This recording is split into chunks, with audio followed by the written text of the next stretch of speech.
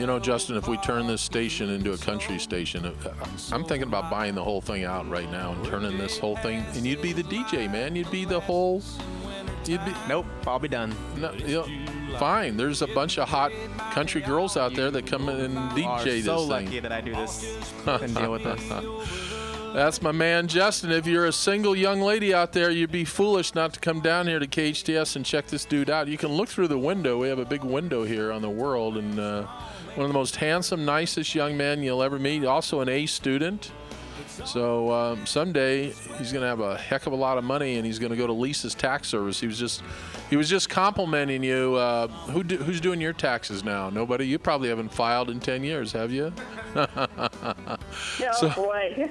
Yeah. Lisa's tax service is in a city called Canyon Country. I have no idea where it is in Southern California, but you can find Lisa. Clarita. Oh, Santa Clarita, California? Okay. That sounds like a nice community. Very nice. Very nice community. I was going to say that, do you have to meet people? I mean, I have had the same same CPA, Roger Fuller, who does not listen to my show, who's in some bunker in Michigan. I mean, this guy moves around. I know the IRS is chasing him, but he's done my taxes for like 25 years, you know. Okay, yeah. So if he ever disappears, you're in, girl. If he ever disappears. There you go. I get a lot of people whose former accountants have retired. Now, you're a certified tax preparer at Lisa's Tax Service, and you're the owner. No, I'm more than that. I have my bachelor's in business, and I'm also. Honey, you're not applying for a job. You're not applying for a job. No. But you need to understand. There's a big difference between just a tax preparer and I'm an enrolled agent. There's 3 people that can represent clients before the IRS. That's an enrolled agent, a CPA, and a lawyer. So really? Really? Just a step below a CPA, yes. And I had to take a very, very expensive 3-part exam to get my license. Now, as cute as you are with that voice, I'm sure when you appear in front of the IRS, they just lay down. I'm sure they do, right? I've been very successful. Listen to this. I pronounce your last name, Lisa Pergoli. Pergoli. Right? Yeah. Lisa's Tax Service. Very good. Okay, so during the break, we were talking about write-offs. So I didn't realize all the write-offs you could do on medical. I could write off my dental? Yes. So as long as it's not cosmetic, you can write it off. Cosmetic? No, I've never had any cosmetic stuff. So medical, is it 100% write-off on medical? Okay, wait. You have to meet your 10% of your adjusted gross income. Anything over that, you can write off. But what people don't realize is the expenses that can be written off, such as if you're paying for your medical insurance, that can be written off. You write off your doctor bills, your dental bills, vision. If you're seeing a therapist, a psychologist, you can write that off. And then in addition to that, and of course all your prescriptions, and then in addition to that, you write off the mileage to and from all these places. Wow. So you got to come back on the show because you're generating 100 questions. So if somebody's driving into LA every day from Canyon Country, can they write off their gas at the end of the month? Are you talking about riding to work? Yeah. Mm-hmm. No. If you can write off, you can't write off commuting miles, but let's say they had a second job, they can write off the mileage from their first to their second job. So you can't write off commuting miles. I have a second job doing this radio show, so I'll talk to you off the air about that. I might be able to do that.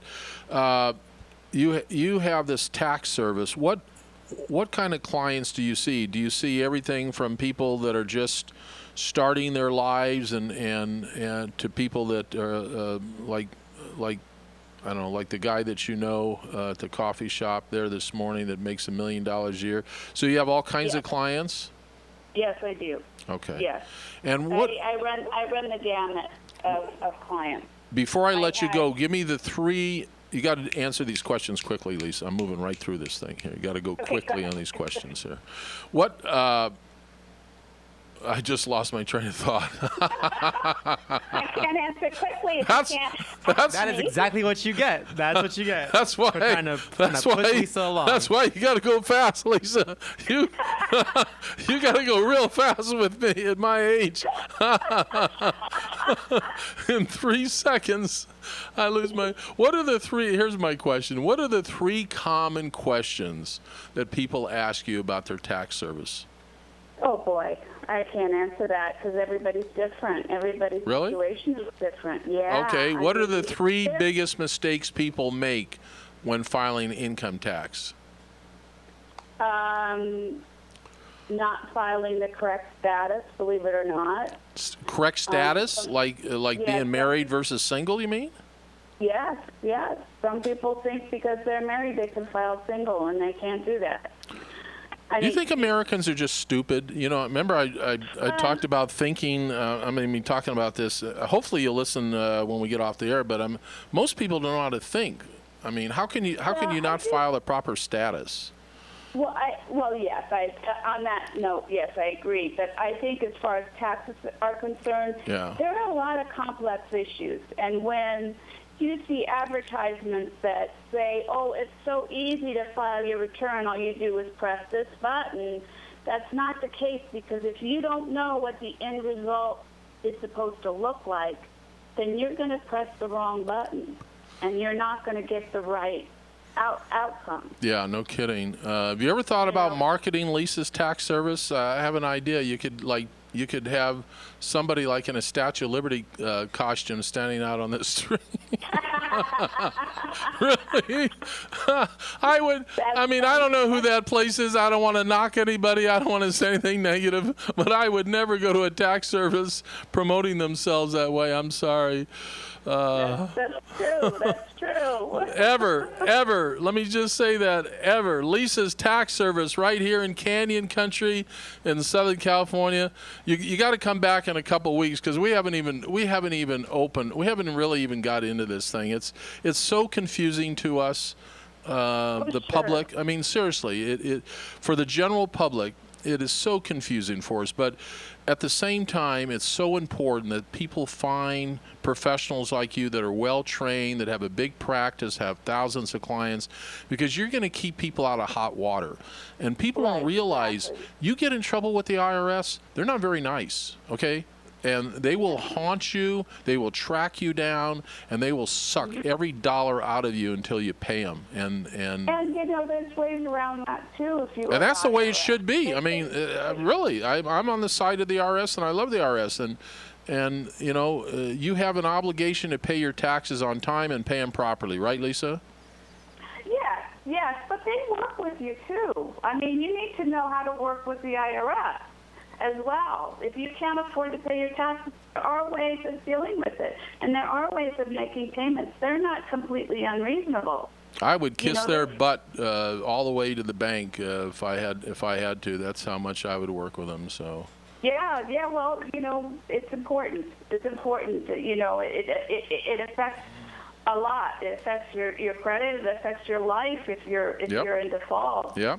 It really affects your credit. That's a very good point. That when you come back, people don't realize you get a lien on your credit, and you're not going to get hired, and you're not going to be able to borrow money. You're not going to do anything. So. Oh yes, one of my first employers after I graduated asked me about that, how my credit was. You know, I went back to school later in life and got my bachelor's degree, and then went on to get my enrolled agent's license, and that was one of the questions, you know, how's your credit? And then, you know, it was various questions, but that was the first thing, because when you go to work for a reputable firm, they want to know, you know, can you handle your finances? So you're going to be handling other people's finances. How well are you at doing that, you know? And it's a legitimate question, you know? Yeah. Girl, I got to go. You are sweet as can be. I'm going to have you back. Lisa's Tax Service here in Canyon Country, California, right here. Yeah. Well, you're smart, and I only put smart people on my show, so Thank you so much, Coach. Thanks for having me. It was a pleasure. My honor. Lisa's Tax Service, everybody. If you haven't filed your taxes, find a smart person like Lisa and a cute person, too. All right, so thanks, Lisa. Have a wonderful day, my dear. Thank you so much. All right. Bye-bye. All right, so Justin, I don't know who you're using for your tax service, but call Lisa up because you don't want to get in trouble with the IRS, the kind of money you're making, pal. And then she might be able to get you some money back. That's the thing is, don't try to do it yourself, because you're not going to get all the money back that somebody like Lisa will find. She'll find diamonds in the rough there for you. All right, so I said I was going to talk about patriotism, education, and thinking. Where do I want to start? Education. Wow. I mean, I could go on for 10 hours. I could filibuster on this educational thing. I read this thing in the paper, LA Times.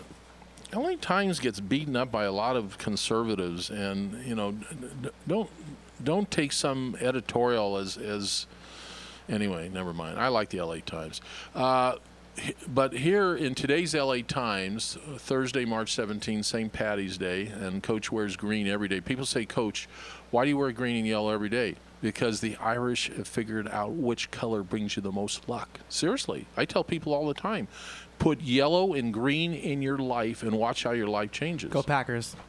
Yeah, and you're a Packers fan and you wear more green, but you should wear green and yellow every day. So LA Times, here's the article right here, Justin. What's it say? It says parents may sue to take over school. Yeah.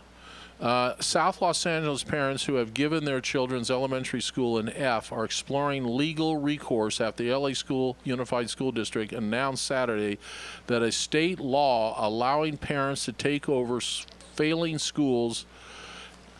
You know what? Are schools failing us, or are we failing the schools? I mean, I think it's a double-edged sword. How many parents go and find out how their kids are being educated, really roll up their sleeves and go meet the teacher and look at the curriculum? How many of you ever visited a classroom or gone and talked to the counselors at a school? I mean, look, I'm not being that critical, but I'm generalizing, so I want to apologize. I'm clearly generalizing, but one of my grandkids, I won't mention which one, is studying the Middle Ages in history, Justin. Now, unless this particular, I won't say which grandkid, unless this particular kid becomes a history teacher or travels somewhere, why would you be studying the Middle Ages? Wouldn't you be studying how to make a dollar bill? Wouldn't you be studying how to make money in our economy? I mean, teachers are still teaching the same way they did in the 50s and the 60s and the 70s and the 80s. They get these. Have you ever opened up a textbook, ladies and gentlemen? Have you ever opened up? You have textbooks, Justin, don't you? No, he has none. Well, you were asked to leave school, so I'm not surprised why. But these textbooks are just textbooks. That's the name of them, textbooks. And a lot of these textbooks are written by large corporations. They're boilerplates. Ones in colleges, a lot of them are written by the college professors. This goes back to the OFL school that one of my grandkids goes to, which is alternative education. And let me tell you what, not every kid is suited to sit in a class all day. Let's look at different ways to educate our kids. This OFL, my grandkid just got back from 11 days at Blackbird Farm. Look it up, Blackbird Farm in Anderson Valley, California. And he learned about sustainable living. He learned about taking risk. He learned about trusting in others. Where in any school district are you going to learn about trust issues or taking care of somebody else besides yourself? I mean, humility and gratitude, if they're not taught in the home, might be a part of a good educational system. But we need to look at alternative ways to educate schools. Why not have entrepreneurs like myself spend more time coming to schools and giving presentations and talking about what goes on in the real world? Because, ladies and gentlemen, school has nothing to do with the real world. Kids are not getting hired because they cannot even interview properly. They can't sit down with a employer and tell that employer how they're going to be productive. And you wonder why we have high unemployment rate right now amongst college-educated kids here in America. And us older adults, we need to take some responsibility. And then this leads me into the patriotism part of the conversation. And when I hear people say, what difference does it matter? My God, I mean, you have no responsibility to the future of this country. You have no responsibility to our educational system.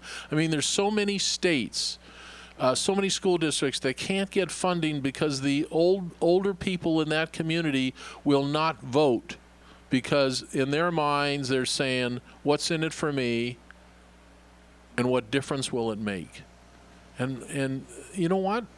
It doesn't work that way. Can you imagine if the founding fathers, who were all businessmen and merchants and owners of small businesses and farmers, said, what difference does it make? I've got mine. And they just went about their business. Do you realize we would not have a country, we would not have the United States of America if the founding fathers said, what difference does it make? Just like Hillary Clinton did before the congressional hearings. Man, you got to care. You got to care about your community. We have so many cities in Southern California that have city councils. We have a breakdown in our infrastructure that is getting crazy, worse every day. I could sit here and read the newspapers all day long and put you to sleep. But so many cities, I just read another article, I think it was in USA Today, over 2,000 cities, their infrastructure is getting broken or is already broken. 2,000 cities. I mean, our infrastructure is 40, 50, 60, 70 years old. You're going to get lead in the pipes. You're going to have major infrastructure construction issues on old bridges and highways. Come on, fellow citizens. We got to wake up, man. We got to take some responsibility for our community. That's why I dedicated the show to Jerry Cerati Goldman and her husband Carl. They do more, they give more, they are more. I'm going to come right back and I'll finish up the segment on the business life. CoachTunick.com. That's who I am, Coach Ron Tunick. Heard all over the country on HometownStation.com. We'll be right back. I should have run for president. I want to apologize to everybody in Southern California, all across the country. I should have run for president. I would have had a shot. I'm not saying I would have done much more than Kasich, who's, I think Kasich is a nice human being. And maybe it's time we put just a nice person, a family man, a down-to-earth guy into office. I mean, he is as down-to-earth as I've seen in politics in a long, long time, and he's done a lot of good stuff. So I guess I'm saying I'm a John Kasich guy. He's a moderate, too. That's another thing, you know. I mean, a lot of these guys so far on the right, so far on the left, they box themselves into a corner, and then they think the rest of us are all idiots. I mean, life is not just black and white. You got to be able to compromise, and you got to be able to get along with people. This is why I'm concerned about the people that are running, the two leaders, Hillary Rodham Clinton and Donald J. Trump. Their unlikables are bizarre. I mean, nobody likes them. Here are two people, because, you know, the figure, well, in Trump's case, he's a genius. I'm going to give him that. He's a marketing genius. And there's a side of me that's going, this guy is so smart. He's going to pivot here in a week or two, and he's going to become the nicest statesman. We're going to like this guy in about 2 weeks. If I'm wrong, well, hopefully I'll be back on the air in 2 weeks talking about it. But my guess is he's going to pivot, because he's unelectable. Donald Trump is unelectable. If the Democrats control the electorate, here's another thing.